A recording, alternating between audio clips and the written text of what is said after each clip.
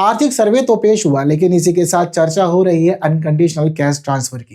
दरअसल आजकल जहां कहीं भी किसी भी राज्य में चुनाव होता है, वहां पॉलिटिकल पार्टीज खासतौर पर ये बातें करती हैं कि चुनाव जीतने के बाद वो किस वर्ग को कितना कितना पैसा डायरेक्ट ट्रांसफर करने वाले हैं।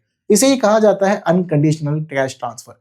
यानी कि आपको कोई भी खास प्रयास नहीं करना, आपको एक खास वर्ग है तो आपको उसी के आधार पर पैसा ट्रांसफर कर दिया जाएगा। जैसे कि सभी राज्यों के अंदर खास तौर पर महिलाओं को मासिक तौर पर धन हस्तांतरण की बात हमें देखने को मिलती ही है। अब आर्थिक सर्वे में यही बताया गया है कि भारत में जिस तरह से अलग-अलग राज्यों में चुनाव हो रहे हैं और वो अनकंडीशनली कैश ट्रांसफर को अपना एक महत्वपूर्ण मुद्दा बनाए हुए हैं, इसकी वजह से भारतीय अर्थव्यवस्था पर एक बड़ा दबाव पड़ रहा है और सरकारी खजाना बेवजह ही खर्च होता जा रहा है। और खास तौर पे भारत में ज्यादातर ऐसे राज्य जो पहले से ही राजकोषीय घाटे की स्थिति में हैं, राजस्व घाटे का सामना कर रहे हैं, वो सारे राज्य महिलाओं के लिए इस प्रकार की योजनाओं को चला रहे हैं।